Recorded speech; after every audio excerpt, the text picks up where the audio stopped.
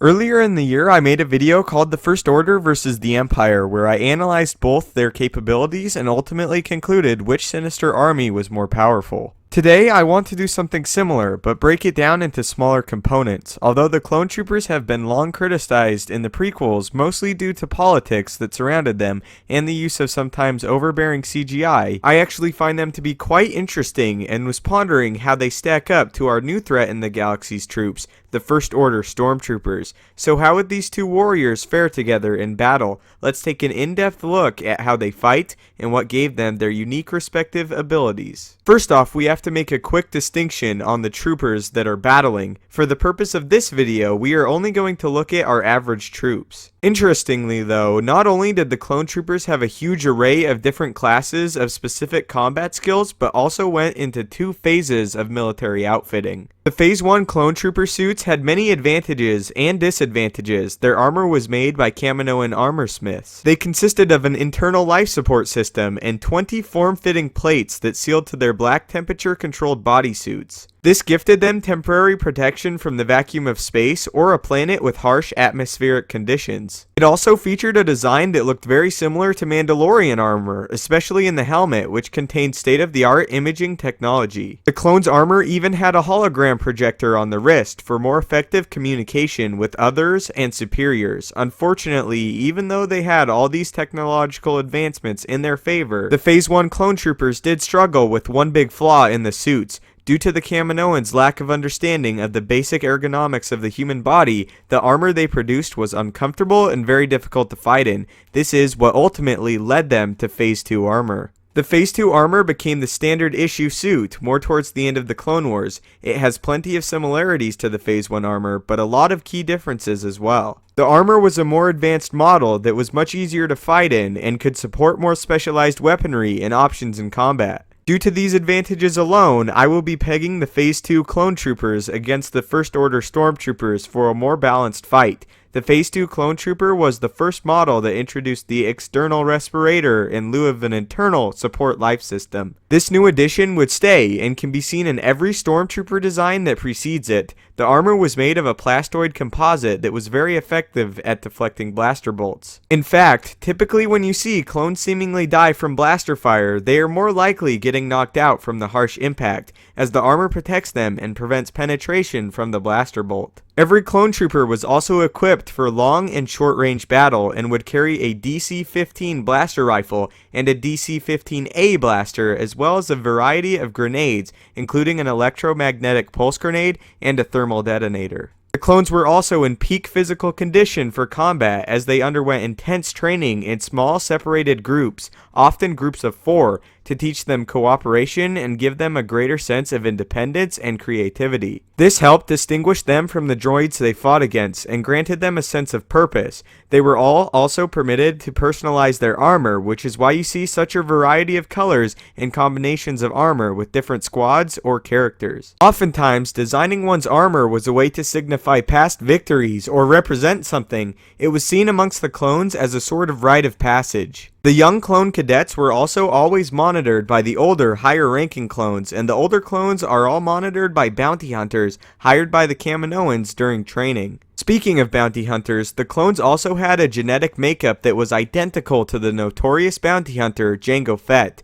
As clones, they are also conditioned in a rapid aging process to ensure a greater yield of soldiers. With all the advantages from great weapons and training along with the clone troopers' efficiency in combat, it is no wonder that when Emperor Palpatine executed Order 66, the clone army was able to destroy the vast majority of Jedi throughout the galaxy and fade into a Sith Empire. Now let's look at the First Order Stormtrooper. Unlike the clone army of the past, the First Order consisted of volunteers, recruits, or babies stolen from families they would never know. This was alluded to by Finn in The Force Awakens during his escape with Poe.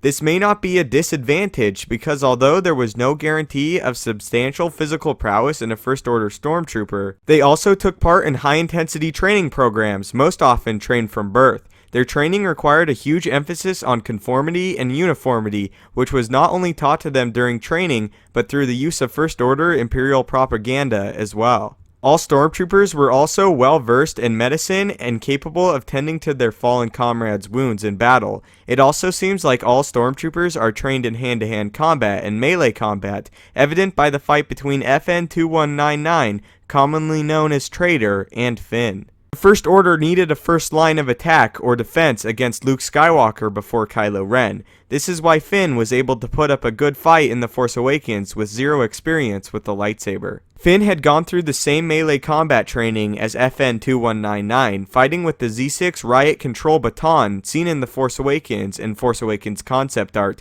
to become essentially Jedi killers. Their new armor, produced by the First Order itself, is stronger than it has ever been in the past. Captain Phasma has even stated that not even a Wookiee would be able to break First Order armor. The Stormtroopers also carry similar but updated weapons to the clones, including an F-11D blaster rifle and SE-44C blaster pistol for long and short-range combat. Their helmets were lacking in technology, as the external respirator could only filter out smoke unless specifically fitted with special respirators designed to filter out certain toxins. Their helmets also had subpar imaging equipment. Although they still had polarized lenses, the only way to get better imaging was to use different detached technologies, such as quadnoculars. The First Order is an institution that has not yet grown to the extent of the Empire and grew in a time of limited resources as they focused on not only building their numbers, but building their military's capabilities, with new Star Destroyers and the biggest superweapon in Star Wars history.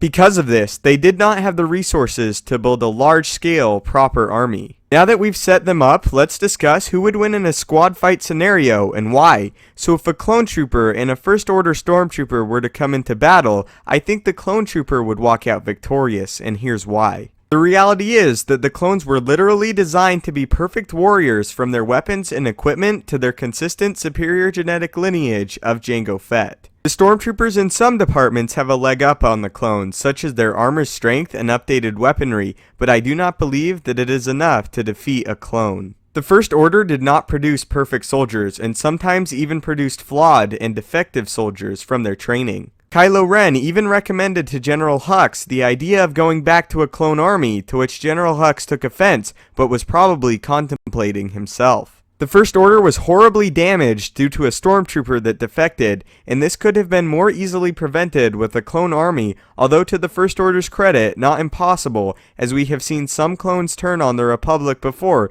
It is, however, exceedingly rare of an occurrence. To put it simply, the clones have an observable history of achievements, from battling and defeating hordes of droid armies to the execution of the Jedi Order. The First Order, on the other hand, were dealt a crippling blow by a small resistance army, a trooper that defected, an untrained Jedi, an old scoundrel, and his Wookiee companion. The result of this fight simply came down to the genetic makeup of the troopers. One was selected from the absolute peak of physical achievement to produce an army with, and the other consisted of many members like you and me. Bluntly put, the clones are more capable physically than most, but admittedly, possibly not all First Order Stormtroopers. Both groups are oftentimes trained from birth, and the First Order troops would without a doubt pose a substantial challenge, much more in fact than the Stormtroopers who fought during the time of the Empire would. Unfortunately though, this would not be enough. Man for man, the First Order is simply outmatched, and the organization is just in the dawn of its power, while the clones have the necessary physical abilities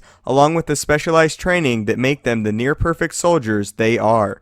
So go ahead and tell me what you think. Do you think the First Order has the necessary resources to combat the legendary clones, or do you think the clones would triumph yet again and take down the First Order? Thank you so much for watching the video, and all comments and insight are absolutely welcome. Thanks for watching the video. Don't forget to subscribe and follow me on Twitter for updates on the channel. We also have a Patreon if you'd like to help contribute to the channel and gain access to some special features. Click the annotations on screen to watch my previous video or a mystery video. Links for all are in the description down below. May the Force be with you and have a great day.